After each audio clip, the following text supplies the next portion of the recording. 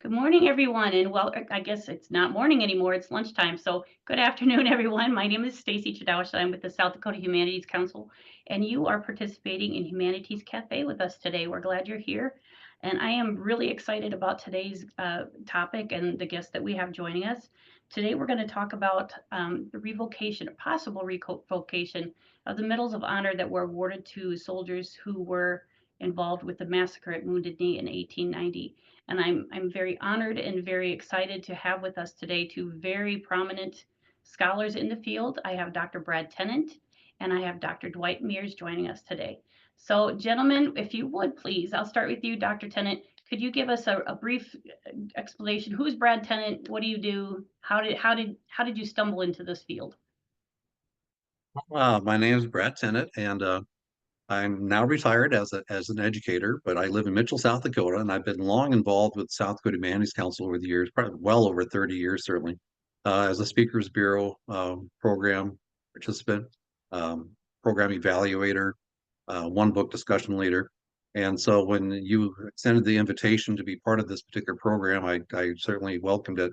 My area of specialty, I guess, as far as research and writing and presenting, is largely state history and Northern Plains history. And certainly this is a very important part of not only state history, Northern Plains history, but obviously a very important part of American history too. So yeah, thank you for having me. Thank you for joining us. Dr. Mears, can you tell us a little about yourself and how you got into this field? Sure. So I was a military officer. I'm a retired major, and actually, when I was at West Point, I started researching military awards. Had a very typical, um, love of military history when I joined the military, and tried to get recognition for my grandfather, who was shot down bombing Munich in 1944. He ended up crashing in Switzerland. And Long story short, the Swiss put him in a prison camp after he tried to escape. Uh, but the military would not consider him for a prisoner of war medal because the Swiss were neutral, even though they severely mistreated him and judged that he was treated worse than prisoners of the Axis generally. And lodged a demarche. The State Department protested his treatment. And I was taking an elective on the law of war at that time, and so I thought, that I would try to get him this posthumous recognition. And I pulled the law and discovered the law was actually misaligned from policy. And so after losing at every administrative level through the Army and the Air Force, I eventually pushed a bill through Congress in 2013 that repealed the statute. And so that's important background because I've frequently disagreed with military authorities and the bureaucracy generally, and so I'm not an apologist in any way for the U.S. Army, and certainly not on this issue either. And that led me. By the end of that process, I had a PhD in history and was teaching American history at West Point. And then I attended law school and earned a Juris Doctorate. And I wrote a complete history, administrative and legal history on the Medal of Honor while I was a law student. And so that led me into this field of research. I'm a reference librarian now, but I also am a historical advisor to the National Medal of Honor Museum, and I got involved in the Wounded Knee legislation because Senator Warren prominently cited my book in her press package for the Remove the Stain. So that's kind of a primer into how I got involved. Wonderful. Thank you for sharing that with us, gentlemen. We are honored to have you. I guess we're going to start first. Dr. Tennant, could you give us kind of an overall background of the Wounded Knee Massacre? Like what led up to it and what happened? Who was involved? Who were the victims? Okay. Certainly. I guess the first thing I'd like to do, if you don't mind, is recognize that it is Native American Heritage Month, and so especially recognizing the members of the Osheti Shakowee here in the Northern Plains. And also stress that, what we're talking about is obviously a very sensitive topic. It's something that a lot of people may agree or disagree depending on your point of view. And that's of course something that is common with history. History is always a matter of perspective, So when you look at the issue of massacres versus battles, a lot of times I give presentations, and a lot of times somebody in the audience will mention, well, what's the difference between a battle and a massacre? And technically, it comes down to battles are fought between armed forces. They're fought between warriors, between soldiers. Massacres are a whole different situation, and that's what we're looking at here with Wounded Knee. Is what happened, and whether those individuals who received medals of honor were deserving of such a distinction. The other thing I want to really stress, I guess, before we get too far into it, is that this is not meant to disparage anybody else who has received a Medal of Honor. There have been a lot of noteworthy individuals who have received the Medal of Honor for their actions, and so we're focusing really on just the individuals connected with the Wounded Knee Massacre. As far as the events leading up to it, back in 1883, Congress passed legislation called the Religious Crimes Code, is also known as the Code of Indian Offenses. And that was in 1883. And that was one of the things that pieces of legislation that targeted different forms of dances and ceremonies that were conducted by indigenous populations, and basically prohibiting them, saying that, no, you can't do these things. And that's going to be significant when it gets closer to the popularity of the ghost dance here in South Dakota. And of course, keeping in mind that 1890, when this took place, South Dakota only became a state November 2nd of 1889. So we were only a little over a year old when all this is taking place. But to go back and find a starting point, I always say it's kind of a chain of events, a chain of action, and to look at how as the whole idea of the ghost dance started becoming more embraced on the northern plains, especially among the Ashetishakwi. You have a situation with Sitting Bull up on the Standing Rock Indian Reservation.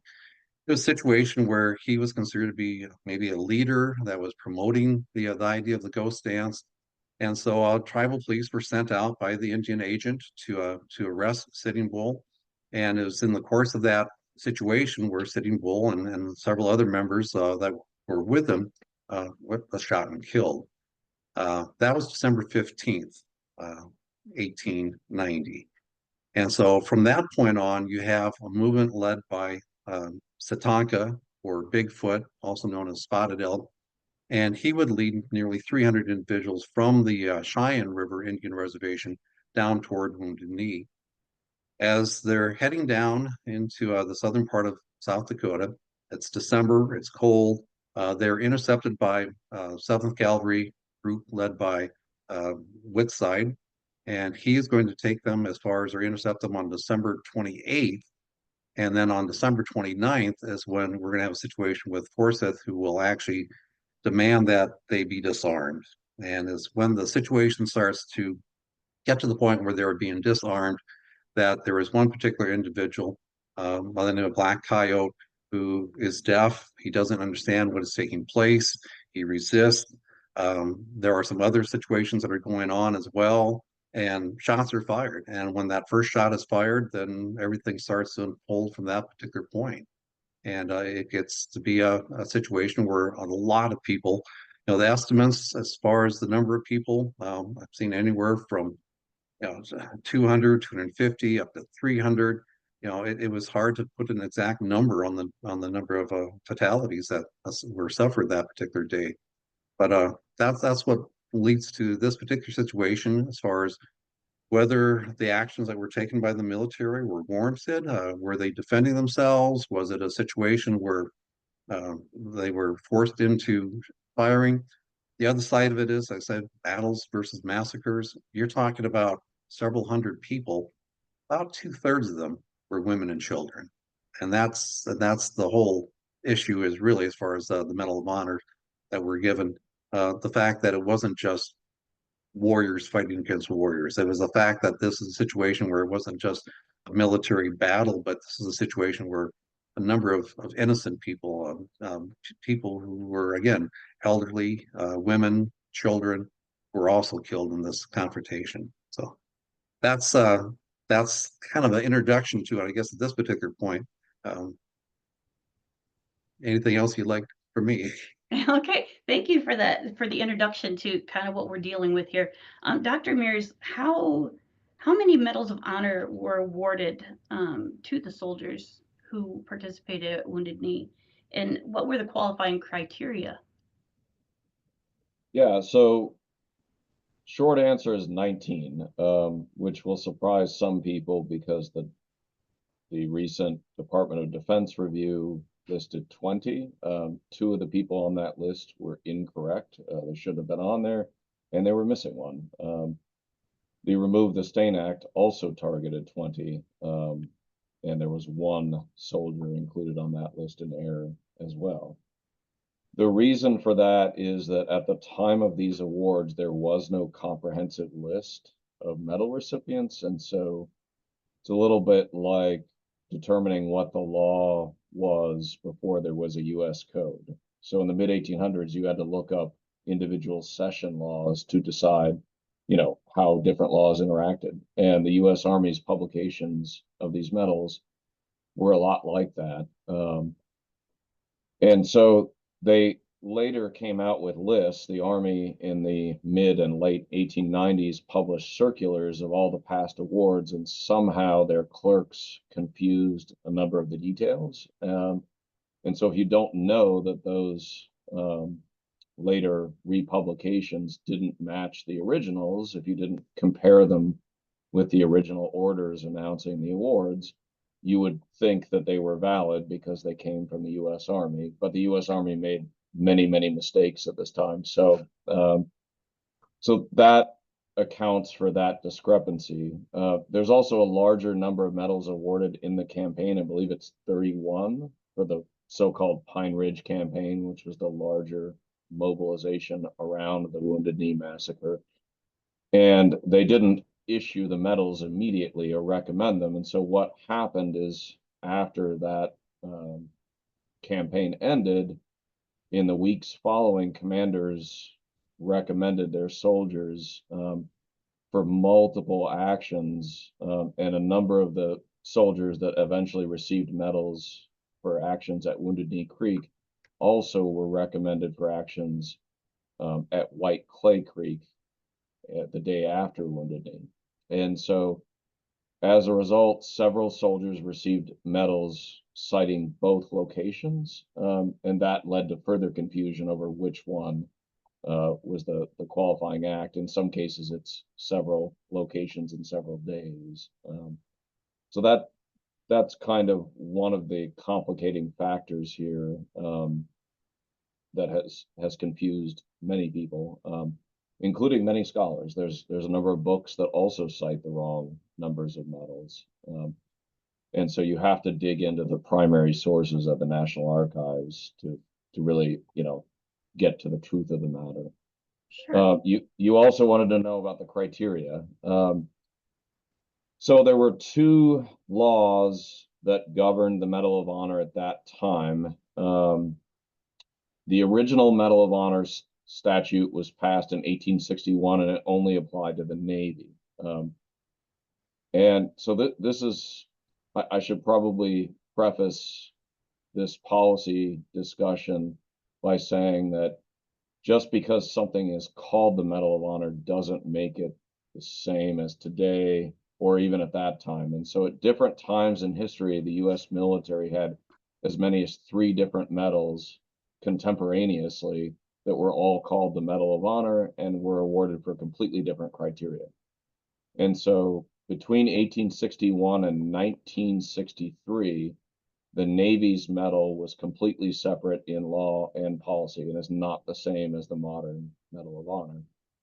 The Army's at this time was also very different, and did not become modern until 1918. And so to the extent that you materially modify a decoration like that in law and policy, it's a completely different award. It's a little bit like looking at the McDonald's franchise today and looking at their rules of corporate governance and then saying, oh, but those are obviously the same as the McDonald brothers' original Burger Shack before Ray Kroc, turned it into a franchise. The name is the same, but they have almost no similarity other than that, right? And so, because the Medal of Honor was the only decoration, the only tangible medal that existed until the early 1900s, it was awarded for virtually everything. They awarded almost 900 for enlistment extensions that didn't happen in combat. They awarded them for achievement, service, and valor that all are recognized by lesser medals today. And so many of those early awards, perhaps as many as 95% of them, are substantively equivalent to much, much lower decorations today. And if you don't understand that distinction, you could incorrectly infer that many of these medals were awarded, for equivalent gallantry, and intrepidity above and beyond the call of duty, at risk of life, judged by extraordinary merit, and incontestable proof. That's the current criteria. None of that existed at this time. And so the I Army. do have a question. Oh, sorry, I'm sorry. Go ahead. I wanted to ask you a question that Ben put in the chat. He wants to know if Jerome Green's list of Medal of Honor recipients is correct in his book about this. I've corresponded and talked with Jerry, and he's actually an Army veteran like me. He was in the 64th Topographic Engineering Battalion back in the 1970s, I think. And I'd have to pull up his book again to see, but he's usually very correct. I don't think that Jerry's focus in either of his books that I have here on my bookshelf was on the medal exactly, and so he may not have pulled the primary sources from the National Archives in DC. So I'm guessing that there are minor inaccuracies in his list as well. The easiest way to check would be just to see if he lists Marvin Hillock, who was the soldier that is frequently confused as a Wounded Knee recipient. So I'd have to how long has the push to revoke these medals been going on? I mean, has it been since the very beginning, and what have been the outcomes so far? Is that one for me? Yeah, and for Brett and Dr. I'll Tennant jump in too in a if you little have bit here. some Go thoughts ahead. on it. Yeah, so it's important to look at the arc here of contestation, and the medals were not, for much of the 20th century, the primary grievance to the Lakota, who definitely have a legitimate grievance against the government here, right? The initial, I think the initial push for many years that effectively culminated in the 1970s was to try to get compensation for lost lives, lost property. Many, even the Lakota that survived the Wounded Knee Massacre, lost most of their possessions. And so General Miles encouraged them to go to DC and ask for redress. And of course, they weren't citizens at that time, and so no compensation was forthcoming. The last hearings on that, I think, occurred in 1975 or 76.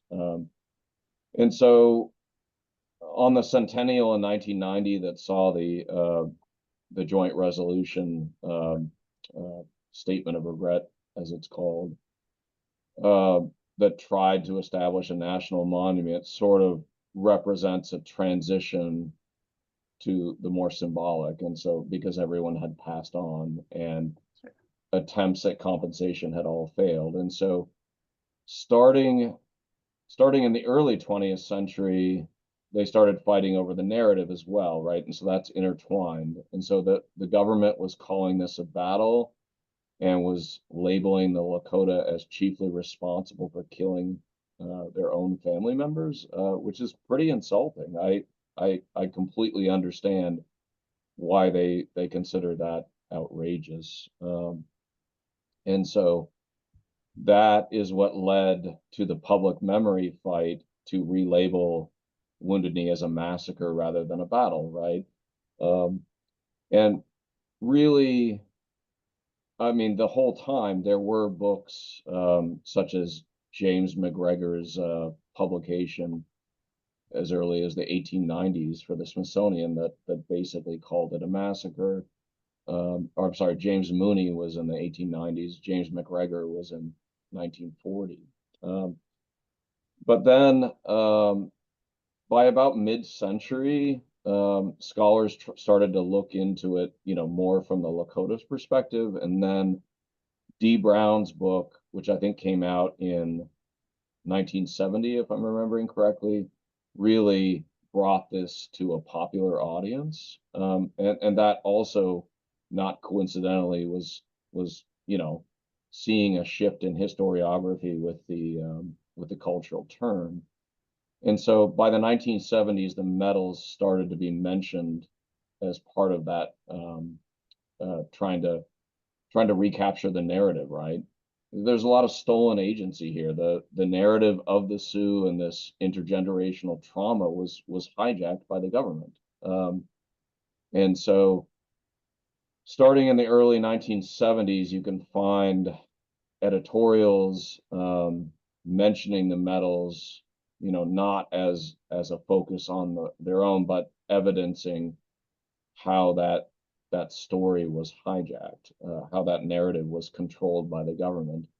And there's definitely some tangible reasons for that, right? Because when you present a hero, and especially with the modern trappings of conferring a medal, which is often done at the White House, with much public ceremony, that wasn't really the case in 1890.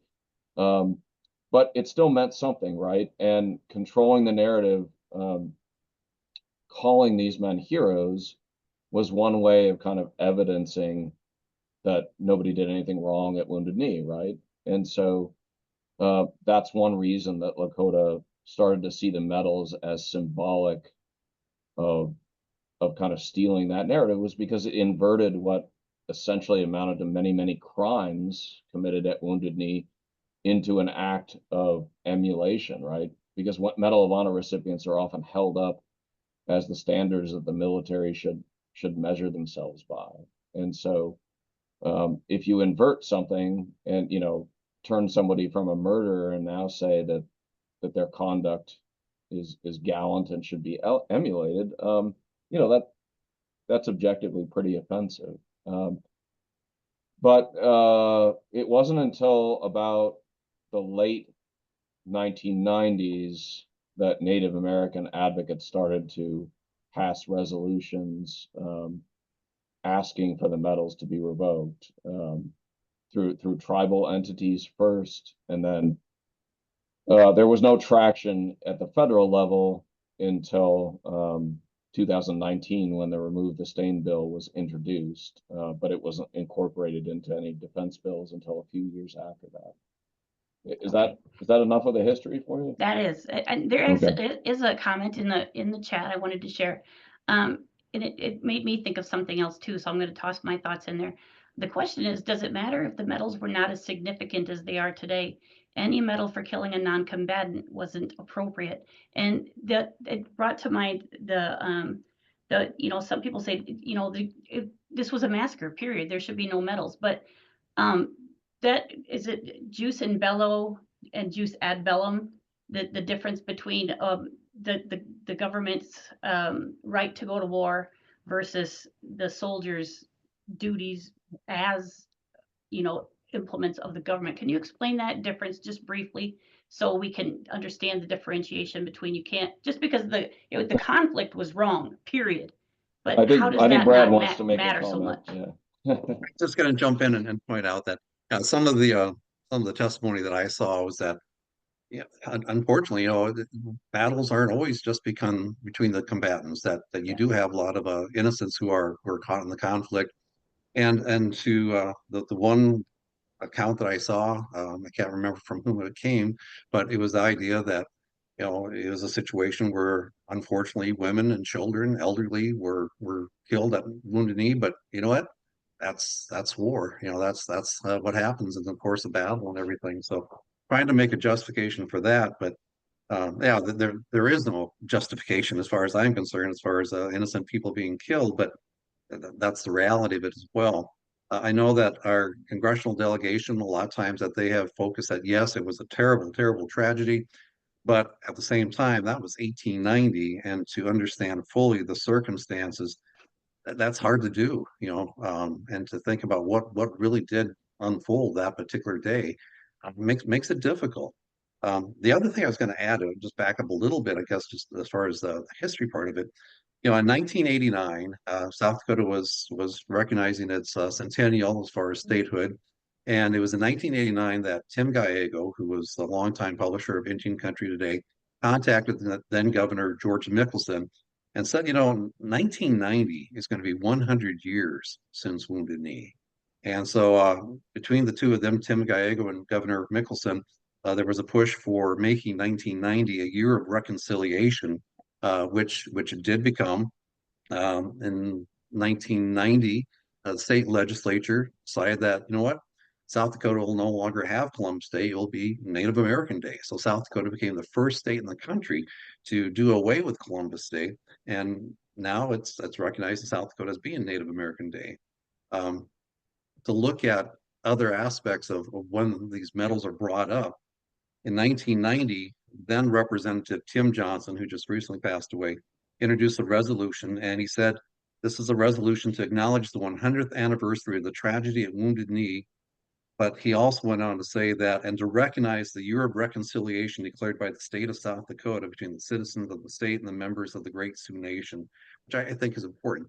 Now that was 1990. We're 30 plus years beyond that now. But there have been other events that focus back on Wounded Knee. For example, in 1999, there was a return of a Wounded Knee ghost dance shirt from a museum in Scotland. And of course, the story that it was taken from a deceased person, a person who was killed at Wounded Knee, and many other artifacts were taken as well. This particular ghost dance shirt ended up in Scotland, and eventually was returned. And now you can well, when the Cultural Heritage Museum, I imagine, is open again, you'll probably be able to see that Wounded Knee ghost dance shirt. In 2001, the Cheyenne River Sioux Tribal Council passed a resolution calling for the medals to be revoked. In 2007, the National Congress of American Indians passed a resolution. Yeah, so to go along with Dr. Mears, what he said, you have removed the stain legislation introduced, but a lot of these have been resolutions, and resolutions aren't really binding. They're resolutions say, oh, somebody should do something about it, but there's no bite to it, certainly. So yeah, it becomes a very sensitive issue for a lot of people, certainly. So I just wanted to add that before we got too far along. So apologize for that, but thank you. Yep, and I want to open up right now for anybody else, anybody watching who has a question, just raise your hand. Let me know if you want to ask a question or make a comment. I can address one of the chat was talking about why does the significance matter? As to the medal being a lower standard. Well, it matters if you're going to measure it retroactively. And I'll give you an example. The Remove the Stain Act cited policy from 1968. It includes language like the gallantry and intrepidity above and beyond the call of duty. And that did not exist in 1890. The criteria in a nutshell were distinguished conduct and action. That was it. That was the policy, and that was substantially what the governing law said as well. And so gallantry isn't even in that formulation. And so it depends on what you're revoking a medal for. Are you revoking a medal for simple failure to qualify?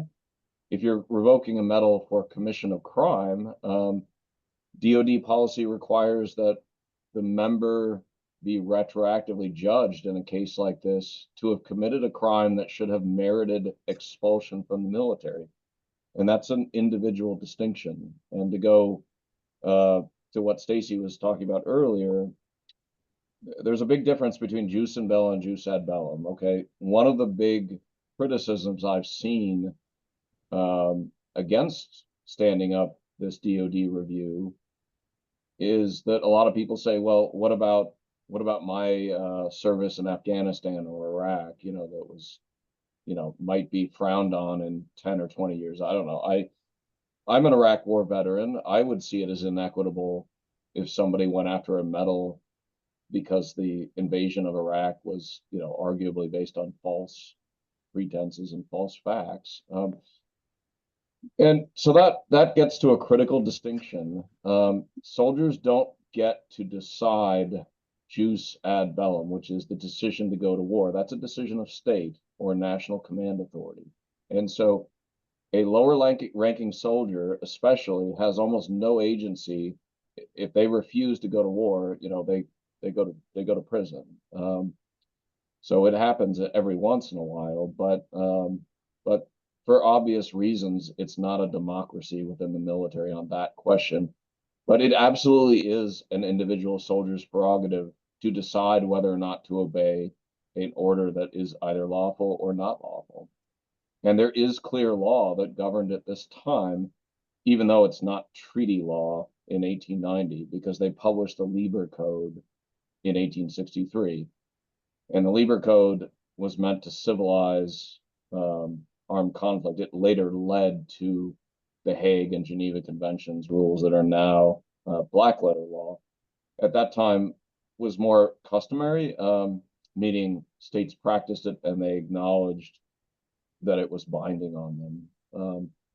And so it matters if you're going to retroactively look at whether soldiers should have a medal revoked, because you need to pin individual misconduct or other type of disqualifying criteria on their individual case, and simply calling the event a massacre is not adequate. I agree with calling Wounded Knee a massacre, but it doesn't get to the individual actions and agency that would justify revocation. Among other things, massacre has no legal meaning. You won't find it in any treaties because nobody agrees on the definition. And so I prefer to use terms like murder to describe Wounded Knee. I don't think massacre is inappropriate. It's just not useful to view it through a legal lens. Is that helpful to clarify? Thank you. No, So if I does could, anyone add to that. Oh, Whoops. go ahead, Brad. Sorry. Well, what Dwight just mentioned as far as murder, and to reflect back on that particular period of time again, a lot of people from South Dakota are very familiar with the editorials written by L. Frank Baum as a result of the death of Sitting Bull and then, of course, Wounded Knee. But I was just going to share just a little bit from his editorials. L. Frank Baum, who, of course, would go on later to write the Wizard of Oz books. He was an editor for a newspaper up in Aberdeen, South Dakota, back at that time. And his editorial after Sitting Bull's death, part of it said, "The whites, by law of conquest, by justice of civilization, are masters of the American continent, and the best safety of the frontier settlements will be secured by the total annihilation of the few remaining Indians. Better that they die than live the miserable wretches that they are." That was his editorial in the paper after Sitting Bull's death. After Wounded Knee, in his editorial on January 3rd, 1891, just within a week of this, said, "Our only safety depends upon the total extermination of the Indians.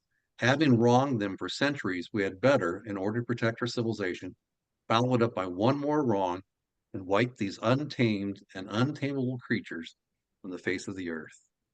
And that was a reflection of, I think, a lot of people's thinking back that period of time, unfortunately. So it's sad. It's sad to think about how somebody would so openly advocate for that type of murder, as Dwight said. And that does help to put it into context, how it was just accepted that, of course, they're going to be given, honors, because they didn't have Zoom and Facebook and news that was readily available like we do. So, they're only going to go by the story that they're being fed. The public would be, by the government through the news, whatever news they're being allowed to obtain. Does anyone have any questions or comments before we move into we segue into what the current legislation is? Any comments, questions? I can address the second one that Sharon put into the chat. I fully agree. If you shot non-combatants, and a number of soldiers did, probably over half of the Wounded Knee medal recipients did that. The rules require proof. And so a couple of these soldiers acknowledge that in writing, and that, in my opinion, makes a clear case to justify revocation. But when you get into the individual records, you also find exceptions. There was one Lieutenant John Gresham, who was actually awarded the medal for rescuing 19 Native women and children from near certain death. And there's no evidence he committed any misconduct. And so that's an interesting exception. There were two soldiers who were not typical combatants, who probably were nowhere near the phase of Wounded Knee that saw the killing of most non-combatants. One was a trumpeter. He ran in and rescued some wounded soldiers. It isn't clear if he even had a weapon. And so he was a private, unlikely to have any ability or agency to stop atrocities, and may not have even been aware of them. Another was a cook. And those medals were earned in the opening violence that I think is discernible from what happened near the end of Wounded Knee, when they wheeled a howitzer down and started killing mostly Native women and children in the ravine to the south. And so, while I do think that soldiers indiscriminately killed many natives at the outset, it's more defensible legally at that phase of violence, because the soldiers had their own right to protect their, I mean, they were fighting hand to hand, at least some of them. And so some of the medals were earned that way. It's hard to impugn a soldier who has the right to self-defense. And so there is a spectrum of conduct there, ranging from clear murder and negligent homicide to other actions that are probably deserving of the Medal of Honor today. One, the trumpeter I mentioned earlier, ran out while people were fighting and dragged two wounded soldiers to safety. And if you judge him based just on those actions, he appears to be the most deserving of all the Wounded Knee medal recipients, might receive the Medal of Honor today for that. And so that's why it matters, is that not all the soldiers shot non-combatants. And some of them, we just don't have an exhaustive record of what they did. And so this gets to a larger question of the award system surviving something like this, because most administrative systems, just like the legal system, depend on res judicata or administrative finality. And so most systems require a high bar of evidence to reopen a case like this. And so you have to prove the point. And that's what I tried to argue in my law review article, was we can definitely do this, but we need to involve scholars, and it needs to be an individual, particularized review of the circumstances. And so I think that, and that's why Remove the Stain was repeatedly removed from committee, was confusion over points like that. Does that help? In the chat, Chuck asks, he said he visited West Point last year.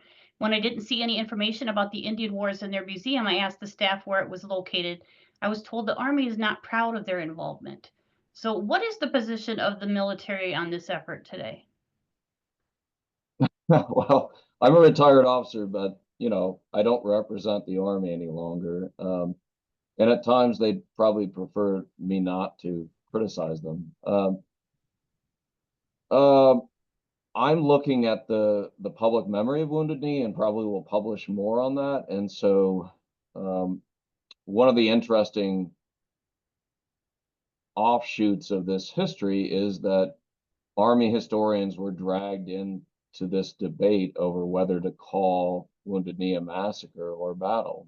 And one of the first National Congress of American Indian resolutions that Brad mentioned was actually in 1999. There was a whole series of them from the late 90s to the early 2000s, calling for the Army to remove the Pine Ridge battle streamer and to revoke the medals. And the Army's chief historian actually made a really polarized rebuttal to that resolution in 1999, objecting to calling Wounded Knee a massacre, claiming that the soldiers did nothing wrong and tried to protect non-combatants, and that the investigation that occurred later, he said, showed that their efforts to, root out misconduct were sincere. And I don't agree with any of that. And I don't think any scholar would agree with that. So I found those arguments to be openly disingenuous, and they completely mischaracterize the historiography. Almost no books after the 1980s supported an argument like that. Scholarly books, that is. And so the Army, unfortunately, and the Army's own historians, who are the people that the Army employs to try and get objective analysis on issues like this, unfortunately, we're parroting this incorrect narrative. And it's common in a bureaucracy to defend the status quo, but it's very insulting when the scholars are held up to defend a position like that, because they shouldn't have done it. And so I started tracking what the Center of Military History, which is kind of the Army's preeminent body of scholars, was saying about this. And there's probably, I don't know, about 500 historians working for the Army at any given time. Many commands have historians, active, reserve, and guard command historians exist. Every institution that we have, from the Command and General Staff College to the War College to the U.S. Military Academy at West Point, all employ history instructors, and their pedigrees range from a master's to a PhD in history. And almost none of them would have agreed with this, right? But so they quietly revised their website in 2020. It previously said that Wounded Knee was a clash that resulted in significant losses on both sides, I think is the terminology they used. And now it says they used a cannon to indiscriminately kill natives, including women and children, which I think accurately captures the scholarly position on it now. They're still not calling it a massacre. And interestingly, the same page lists Native American massacres perpetrated against the Army 3 or 4 other times and locations, but they just call it, the Pine Ridge Campaign now on their page. And so the employment of the term massacre is interesting and kind of one-sided in how they're using it. But that's just because they haven't revised the other sections, I think, of that website. And so that's kind of an interesting reflection of the historians currently disagree with the Army's own public affairs officer, who, when I wrote my article that was published this spring, told me that the soldiers all obeyed lawful orders and acted heroically, or something to that effect, which I completely disagree with. That's entirely untrue. So it's an interesting question, when you have historians employed. I was an active duty historian. The Army had the ability to tell me when I was in uniform what I could and could not say publicly. And even if I was going to publish a critical editorial, I had to pass it through my chain of command. I did that once and I regretted it, because I got pushback from 2 general officers when I did it.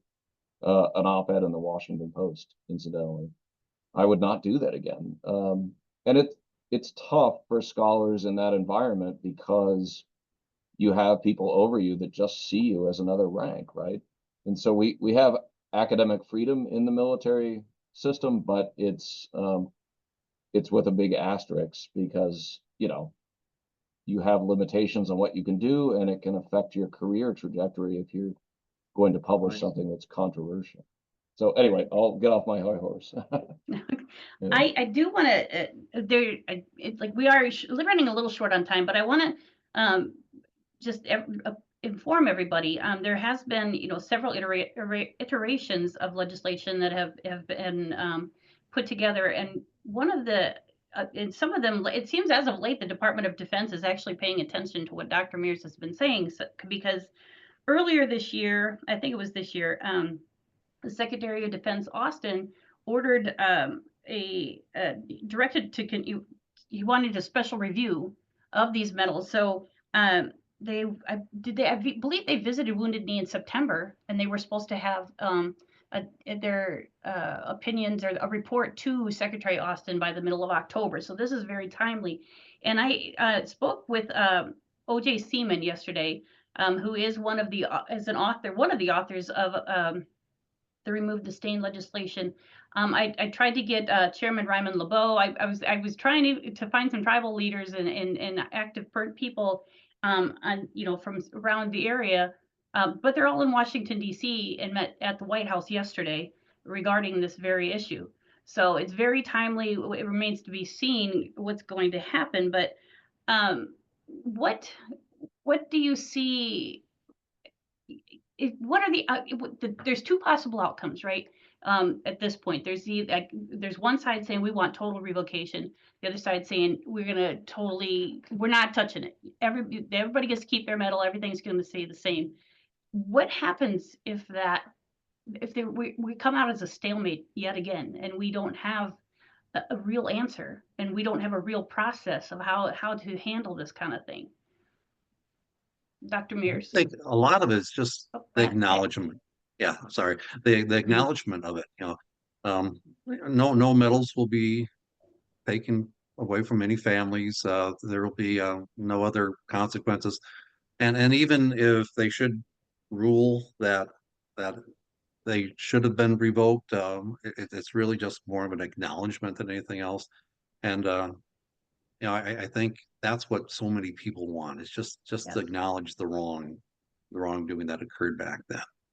That is actually what O.J. Seaman said yesterday. He said, even if, for instance, if the Biden administration says, yes, we're going to move forward and revoke these medals of honor, and that's reversed by a later administration or whatever, he actually said, all we want is an acknowledgement. We want the government to officially say these people were murdered and these medals weren't deserved. So it's just seems like such a tedious task for something that should be so obvious but it's not. And so just to touch a little bit on what makes it so complicated, Dr. Mears. Well, this is a sticky issue for a number of reasons, and the Lakota have a legitimate grievance, obviously. But there haven't been many scholars involved in this conversation, and lack of it's difficult to go in and dig up some of these records to properly contextualize what rules governed at what time. Requires an enormous amount of expertise, to go back over 130 years, right? A very different time in American history. And so this review, unfortunately, was performed right at the end of the Biden administration and did not appear to stand up much historical expertise. The review reached out to me a couple of times for clarification, apparently because of my article. But as far as I know, and I've been in touch with most of the scholars that have written about Wounded Knee in the last 20 years, I'm not aware of them seeking out the advice of anyone else. And so that's a problem. The review was authorized ostensibly based on an Armed Services Committee recommendation from December of 2021, but they waited until July of this year to act on it. And because of that, they did not secure authorizing legislation, which is the best way to accomplish something like this and to make it relatively permanent. Because when you get a statute to back a review like this and any resulting revocations, it presumably would require another law to be passed to undo it.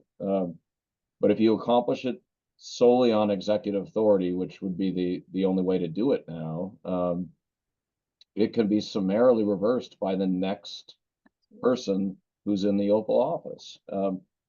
And on an issue like this that has already been dragged into the so-called culture wars, that's a virtual certainty. And so any progress that could be made here would be merely symbolic. It would be a revocation that would almost immediately be reversed under the next administration, or at least that's my guess. And so often we think of it just in this context of Wounded Knee and the medals that were given to individuals. But there have been other cases where medals of honor have been revoked, right? There have.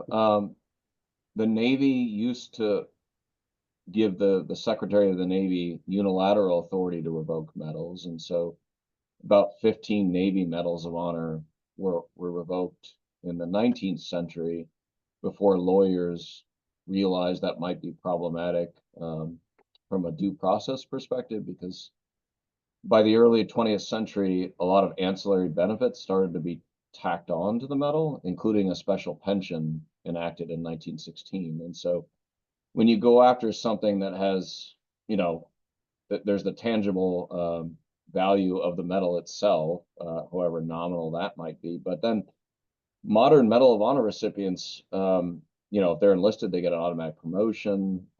They get this pension for life now.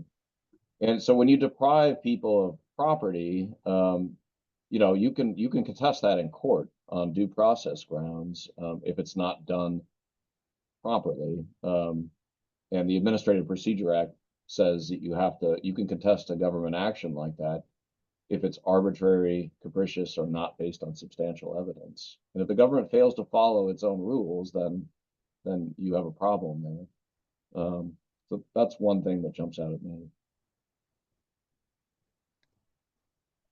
Do we have any questions or comments?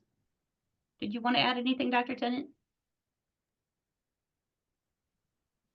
Just glad that Dr. Mears has been part of this. His expertise has been incredible, certainly, and it is a very sensitive topic, certainly, and it's part of the history, and history is a matter of perspective. And like I said, when I started out talking about defining battles versus wars, or battles versus massacres, it's something that applies to other situations. The fact that you look at the Battle of Blue Water or Ash Hollow, that's where General Harney was involved. It was because of that, what's been referred to battle in a couple of cases, and Harney Massacre in another. That's why Harney Peak became known as Black Elk Peak. Why the name was changed. Up in North Dakota, back in 1863, you had what was often referred to as the Battle of Whitestone Hill, which was led by General Alfred Sully. Well, a lot of people say no, it wasn't the Battle of Whitestone Hill. It was a massacre, a very similar situation.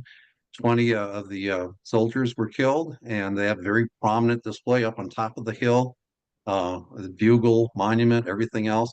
And then down at the bottom, there's this little rock boulder with a little plate on it, acknowledging the anywhere between 150 and 300 individual American Indians who were killed at Whitestone Hill. So it's very similar that the numbers, it's not easy to come up with the exact number. How many people were killed at Wounded Knee back on December 29th, 1890? A lot of the bodies were found a great distance away, so the fact that people were running to get away for their own safety and yet still killed. All these things are part of the consideration, I think, that needs to be brought into the topic. So thank you.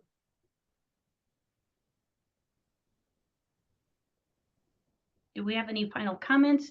Any last things you want to share with us, Dr. Mears? No, I'm happy to answer any other questions if people have any. Okay. If you have any questions or comments, now's your chance. We got the experts here. I think that if you line up somebody before the day of the broadcast, you might find the Native American representative easier to get a hold of. And I've been working on this for a little bit, Sharon, and it's been difficult. But I understand and I appreciate your comment. Yeah. The Ryman Laveau is the chairman of the Cheyenne River Sioux tribe, and he was who I was hoping to get on with us today. OJ Siemens, like I said, they are in Washington now. So I wasn't sure who else to reach out to because I couldn't get in touch with them to find out who they would recommend. But I certainly will take that into consideration moving forward. Thank you. Oh, there's one more question here. When would we next expect action around this in South Dakota or federally? I can only speculate, but I don't think the incoming administration is likely to act on this. And so this speaks to one of the problems of the Remove the Stain bill. It tried to revoke the medals as a congressional prerogative.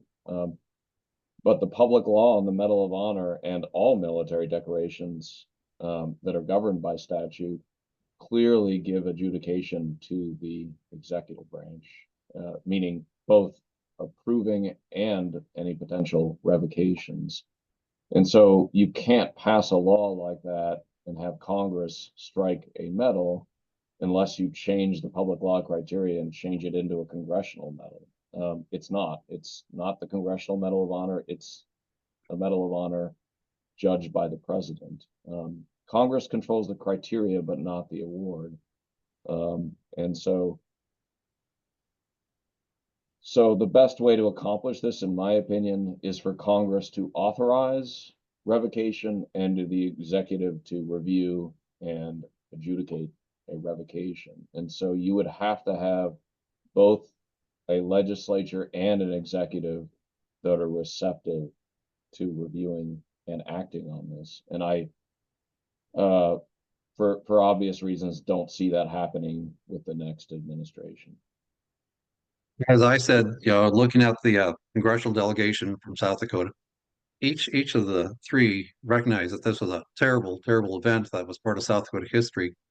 But there again, to deal with the actual issue of revoking the Medals of Honor, Senator Michael Brown said that it's a guessing game, is how he said it. It's a guessing game. What was actually taking place that particular day, whether they were following orders, what was the actual situation. And I think that's going to be the biggest challenge is to get beyond the guessing game and look at the reality. No, okay, forget about the guessing game. Here we have a situation where several hundred individuals were killed, and approximately 2/3 of them were women and children. So I think I don't know whether that will be addressed anytime soon. As you mentioned, it's it's a lot of speculation. It'd be very difficult to speculate at this particular point. Well, we are right up against the 1 o'clock mark, so I do want to thank Dr. Brad Tennant and Dr. Dwight Mears for joining us today. Thank you to all of you for joining us in this conversation. We could probably talk about this for another hour and still uncover more questions and more insights. It'll be wonderful to see how this progresses. I hope things come out in an agreeable result. I do want to invite everybody to join us in 2 weeks because we are doing bi-weekly now. When we are going to talk to, we'll have 3 guests. We're going to talk about the role of public libraries in an era of book banning. So another interesting conversation. I hope you'll join us at the cafe on that date. Thanks for joining us, everybody. Bye-bye. Thank you. Thanks for having us.